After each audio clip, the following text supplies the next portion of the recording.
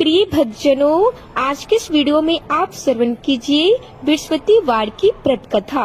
जो भी भक्त सच्चे मन से बृहस्पतिवार की व्रत कथा का श्रवण करता है, भगवान बृहस्पति देव उनकी हर मनोकामनाएं पूरी करते हैं। तो आइए कथा का श्रवण करते हैं। भारत वर्ष में एक प्रतापी और दानी राजा राज करता था। वो नित्य गरीबों और ब्राह्मणों की सहायता करता था। ये बात उसकी रानी को अच्छी नहीं लगती थी।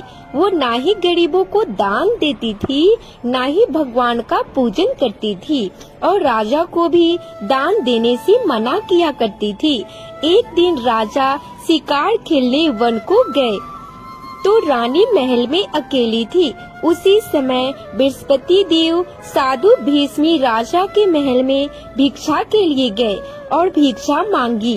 रानी ने भिक्षा देने से इनकार किया और कहा, हे साधु महाराज, मैं दान पुण्य से तंग आ गई हूँ। मेरा पति सारा धन लुटाते रहते हैं।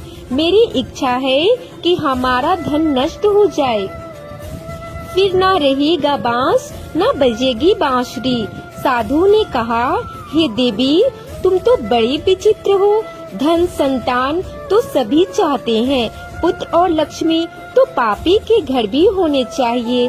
यदि तुम्हारी पास अधिक धन है तो भूखों को भोजन दो, प्यासों के लिए प्याऊ बनवाओ, मुसाफिरों के लिए धर्मशालाएं खुलवाओ। जो निर्धन अपनी कुंवारी कन्याओं का विवाह नहीं करा सकती, उनका विवाह करा दो। ऐसे और कई काम हैं जिनके करने से तुम्हारा यशलोक परलोक में फैलेगा। परंतु रानी पर उपदेश का कोई प्रभाव न पड़ा। वो बोली, महाराज, आप मुझे कुछ न समझाए।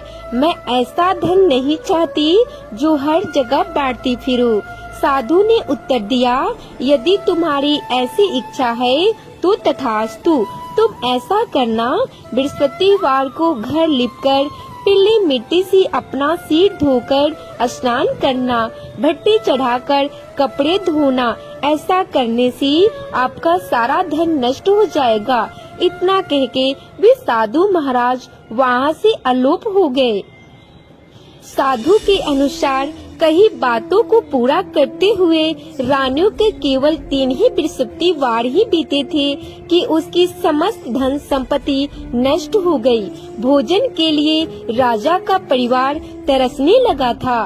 तब एक दिन राजा ने रानी से बोला कि हे रानी, तुम यहीं रहो, मैं दूसरे देश को जाता हूँ, क्योंकि यहाँ पे सभी लोग मुझे जानते हैं, इसलिए मैं कोई छोटा कार्य नहीं कर सकता। ऐसा कहके राजा प्रदेश चला गया। वो वहाँ जंगल से लकड़ी काटता और शहर में बेचता। इस तरह से वो अपना जीवन व्यतीत करने लगा। इधर राजा के प्रदेश जाते ही रानी और दासी दुखी रहने लगे। एक बार जब रानी और दासी को 7 दिन तक बिना भोजन के रहना पड़ा, तो रानी ने अपनी दासी से कहा, हे दासी, पास के ही नगर में मेरी बहन रहती है।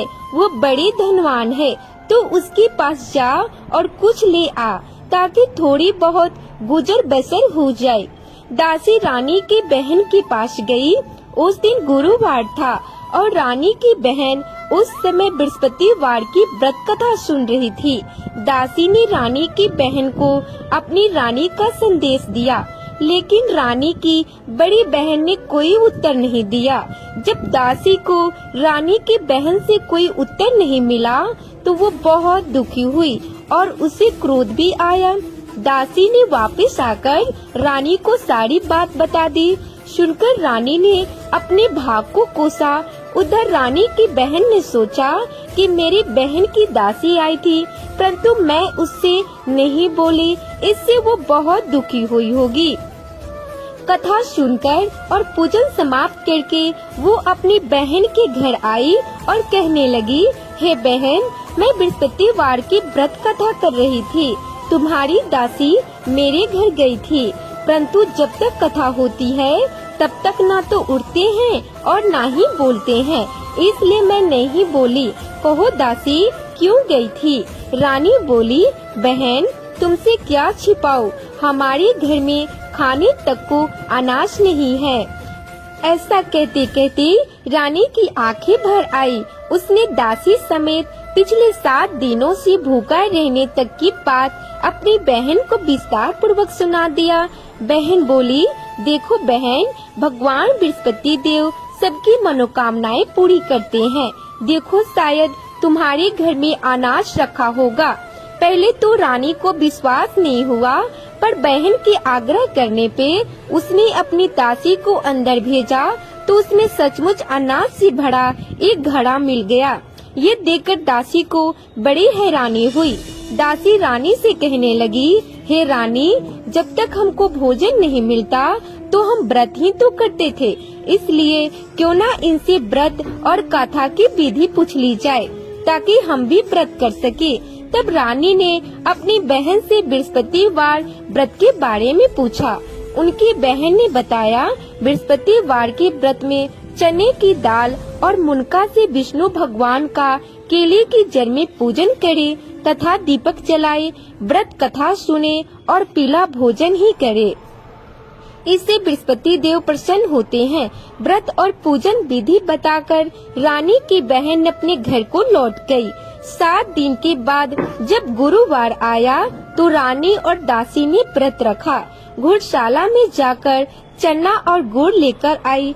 फिर उसने केले की जड़ तथा विष्णु भगवान का पूजन किया। अब पीला भोजन कहाँ से आए, इस बात को लेकर दोनों बहुत दुखी थे। चूँकि उन्होंने व्रत रखा था, इसलिए बृहस्पति देव उनसे प्रसन्न थे। इसीलिए वे एक असाधारण व्यक्ति का रूप धरकर 2 थालों में सुंदर पीला भोजन दासी को दे गए। भोजन पाकर दासी प्रसन्न हुई और फिर रानी के साथ मिलकर भोजन ग्रहण किया। उसके बाद वे सभी गुरुवार को व्रत और पूजन करने लगे। बृहस्पति भगवान की कृपा से उनके पास फिर से धन संपत्ति आ गई, परंतु रानी फिर से पहले की तरह आलस करने लगी। तब दासी बोली, देखो रानी, तुम पहले भी इसी प्रकार आलस करती थी। तुम्हें धन रखने में कष्ट होता था, इस कारण सभी धन नष्ट हो गया, और अब जब भगवान बृहस्पति की कृपा से धन मिला है तो तुम फिर से आलस होता है। रानी को समझाते हुए दासी कहती है कि बड़ी मुसीबतों के बाद हमने ये धन पाया है, इसलिए हमें दान पुण्य करना चाहिए, भूखे मनुष्यों को भोजन कराना चाहिए और धन को शुभ कार्यों में खर्च करना चाहिए, जिससे तुम्हारे कुल का यश बढ़ेगा, स्वर्ग की प्राप्ति होगी और पितृ प्रसन्न होंगे। दासी की बात मानकर रानी अपना धन शुभ कार्यों में खर्च करने लगी, जिससे पूरे नगर में उसका यश फैलने लगा। बृहस्पतिवार व्रत कथा के बाद श्रद्धा के साथ आरती की जानी चाहिए। इसके बाद प्रसाद बांटकर उसे ग्रहण करना चाहिए। एक दिन राजा दुखी होकर जंगल में एक पेड़ के नीचे आसन जमाकर बैठ गया। वो अपनी दशा को याद करके व्याकुल होने लगा। बृहस्पतिवार का दिन था। एकाएक उसने देखा कि निर्जन वन में एक साधु प्रकट हुए। वो साधु भेष में स्वयं बृहस्पति देवता थे। लकड़हारे के सामने आकर बोले, हे लकड़हारे, इस सुनसान जंगल में तू चिंता मग्न क्यों बैठा है? लकड़हारे ने दोनों हाथ जोड़कर प्रणाम किया और उत्तर दिया, महात्मा जी, आप सब कुछ जानते हैं, मैं क्या हूँ? ये कहकर रोने लगा और साधु को अपनी आत्मकथा सुनाई। महात्मा जी ने कहा, तुम्हारी स्त्री ने बृहस्पतिवार के दिन बृहस्पति भगवान का निरादर किया था, जिसके कारण रुष्ट होकर उन्होंने तुम्हारी ये दशा कर दी है। अब तुम चिंता को दूर करके मेरे कहने पे चलो तो तुम्हारे सब कष्ट दूर हो जाएंगे और भगवान पहले से भी अधिक संपत्ति देंगे। तुम बृहस्पति की वार के दिन कथा किया करो। 2 पैसे के चने मुनका लाकर उसका प्रसाद बनवाओ और शुद्ध जल से लोटे में शक्कर मिलाकर अमृत तैयार करो। कथा के पश्चात अपने सारे परिवार और सुनने वाले प्रेमियों में अमृत का प्रसाद बांटकर आप भी ग्रहण करो। ऐसा करने से भगवान तुम्हारी सब मनोकामनाएं पूरी करेंगे। साधु के ऐसे वचन सुनकर लकड़हारा बोला, हे प्रभु, मुझे लकड़ी बेचकर इतना पैसा नहीं मिलता जिससे भोजन के उपरांत कुछ बचा सकूं। मैंने रात्रि में अपनी स्त्री को व्याकुल देखा। मेरे पास कुछ नहीं है जिससे मैं उसकी खबर मांग सकूं। साधु ने कहा, हे लकड़हारे, तुम किसी बात की चिंता मत करो। बृहस्पतिवार के दिन तुम रोजाना की तरह लकड़ियाँ लेकर शहर को जाना। तुमको रोज से दुगुना धन प्राप्त होगा, जिससे तुम भली भांति भोजन कर लोगे तथा बृहस्पति देव की पूजा का सामान भी आ जाएगा। इतना कहकर साधु अंतर्ध्यान हो गए। धीरे धीरे समय व्यतीत होने पर फिर वही बृहस्पतिवार का दिन आया। लकड़हारा जंगल से लकड़ी काटकर किसी शहर में बेचने गया। उसे उस दिन और दिन से अधिक पैसा मिला। राजा ने चना, गुड़ आदि लाकर गुरुवार का व्रत किया। उस दिन से उसके सभी कलेश दूर हुए। परंतु जब दोबारा गुरुवार का दिन आया तो बृहस्पतिवार का व्रत करना भूल गया। इस कारण बृहस्पति भगवान नाराज हो गए। उस दिन उस नगर के राजा ने विशाल यज्ञ का आयोजन किया था तथा शहर में ये घोषणा करवा दी कि कोई भी मनुष्य अपने घर में भोजन ना बनाए, आग ना जलाए। समस्त जनता मेरे यहाँ भोजन करने आए। इस आज्ञा को जो न मानेगा उसे फांसी की सजा दी जाएगी। इस तरह की घोषणा संपूर्ण नगर में करवा दी गई। राजा की आज्ञा अनुसार शहर के सभी लोग भोजन करने गए, लेकिन लकड़हारा कुछ देर बाद पहुंचा। इसलिए राजा उसको अपने साथ घर ले आए और ले जाकर भोजन करा रहे थे तो रानी की दृष्टि उस खूंटी पे पड़ी जिस पर उसका हार लटका हुआ था। वो वहाँ पे दिखाई नहीं दिया। रानी ने निश्चय किया कि मेरा हार इस मनुष्य ने चुरा लिया है। उसी समय सिपाहियों को बुलाकर उसको कारागार में डलवा दिया। जब लकड़हारी कारागार में पड़ गया और बहुत दुखी होकर विचार करने लगा कि न जाने कौन से पूर्व जन्म के कर्म से मुझे ये दुख प्राप्त हुआ है, और उसी साधु को याद करने लगा जो कि जंगल में मिला था। उसी समय तत्काल बृहस्पति देव साधु के रूप में प्रकट हुए और उसकी दशा को देखकर कहने लगे, अरे मूर्ख, तूने बृहस्पति देव की कथा नहीं करी, इसी कारण तुझे दुख प्राप्त हुआ। अब चिंता मत कर। बृहस्पतिवार के दिन कारागार के दरवाजे पे 4 पैसे पड़े मिलेंगे। उनसे तो बृहस्पति देव की पूजा करना, तेरे सभी पाप कष्ट दूर हो जाएंगे।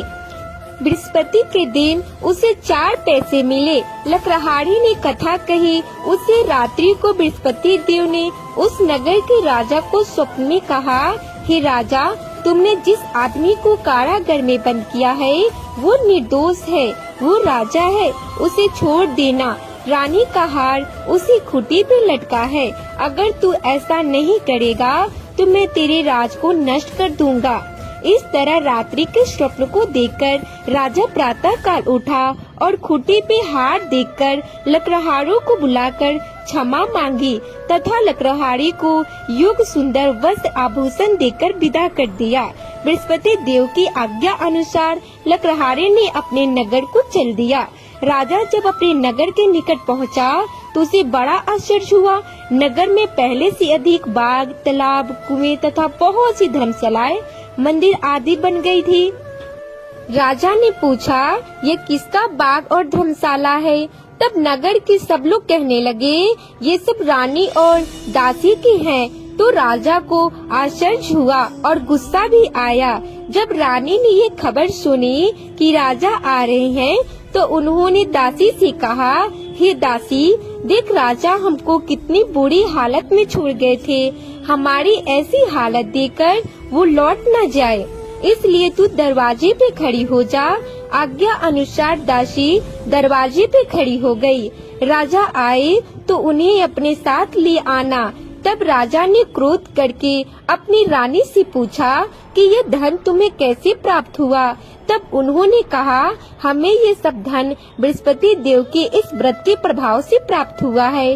राजा ने निश्चय किया कि 7 रोज बाद तो सभी बृहस्पति देव का पूजन करते हैं, परंतु मैं प्रतिदिन दिन में 3 बार कहानी तथा रोज व्रत किया करूँगा।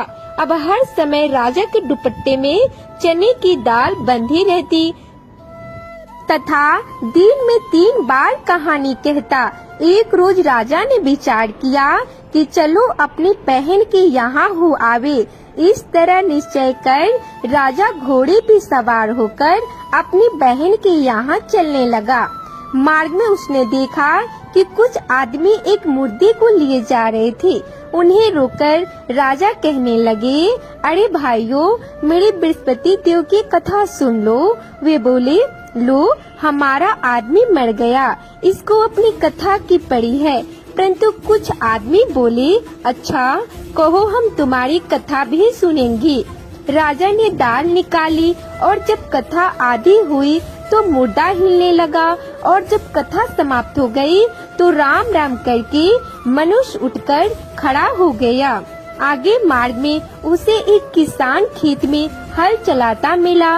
राजा ने उसे देखकर और उनसे बोले, अरे भैया, तुम मेरे बृहस्पतिवार की कथा सुन लो। किसान बोला, जब तक मैं तेरी कथा सुनूंगा तब तक 4 हरैया जोत लूंगा। जा अपनी कथा किसी और को सुनाना। इस तरह राजा आगे चलने लगा। राजा के हटते ही बैल पछड़ा खाके गिर गए तथा किसान के पेट में बड़ी जोर की दर्द होने लगा। उस समय उसकी माँ रोटी लेकर आई। उसने जब ये देखा तो अपने पुत्र से सब हाल पूछा और बेटे ने सभी हाल कह दिया। तो बुढ़िया दौड़ी दौड़ी उस घुड़सवार के पास गई और उनसे बोली, मैं तेरी कथा सुनूंगी, तू अपनी कथा मेरे खेत पे चल के ही कहना। राजा ने बुढ़िया के खेत पे जाकर कथा कही, जिसके सुनते ही वो बैल उठ खड़ा हुआ तथा किसान के पेट का दर्द भी बंद हो गया। राजा अपनी बहन के घर पहुंचा। बहन ने भाई की खूब मेहमानी की। दूसरे रोज प्रातः काल राजा जागा तो वो देखने लगा कि सब लोग भोजन कर रहे थे। राजा ने अपनी बहन से कहा, ऐसा कोई मनुष्य है जिसने भोजन ना किया हो? मेरे बृहस्पतिवार की कथा सुन ले। बहन बोली, भैया, ये देश ऐसा ही है कि पहले यहाँ के लोग भोजन करते हैं, बाद में अन्य काम करते हैं। अगर कोई पड़ोस में हो तो देख आओ। वो ऐसा कह के देखने चली गई, परंतु उसे कोई ऐसा व्यक्ति नहीं मिला जिसे वो भोजन न किया हो। अतः वो एक कुम्हार के घर गई जिसका लड़का बीमार था। उसे मालूम हुआ कि उनके यहाँ 3 रोज से किसी ने भोजन नहीं किया है। रानी ने अपने भाई की कथा सुनने के लिए कुम्हार से कहा। वो तैयार हो गया। राजा ने जाकर बृहस्पतिवार की कथा कही, जिसको सुनकर उसके लड़का ठीक हो गया। अब तो राजा की प्रशंसा होने लगी। एक रोज राजा ने अपनी बहन से कहा कि हे बहन, हम अपने घर को जा रहे हैं, तुम भी तैयार हो जाओ। राजा के बहन ने अपनी सास से कहा तो सास ने कहा, तू चली जा, परंतु कोई बालक नहीं जाएगा, क्योंकि तुम्हारे भाई के पास कोई औलाद नहीं है। बहन ने अपने भैया से कहा, भैया, मैं तो चलूंगी, पर कोई बालक नहीं जाएगा। राजा ने बोला, जब कोई बालक ही नहीं चलेगा तब तुम जाकर क्या करोगी? बड़े दुखी मन से राजा अपने नगर को लौट आया। राजा ने अपनी रानी से कहा, हम निर्वंशी हैं, हमारा मुंह देखने का धर्म नहीं है और कुछ भोजन आदि ना किया। और रानी बोली, हे प्रभु, बृहस्पति देव ने हमें सब कुछ दिया है, वो हमें औलाद भी अवश्य देंगे।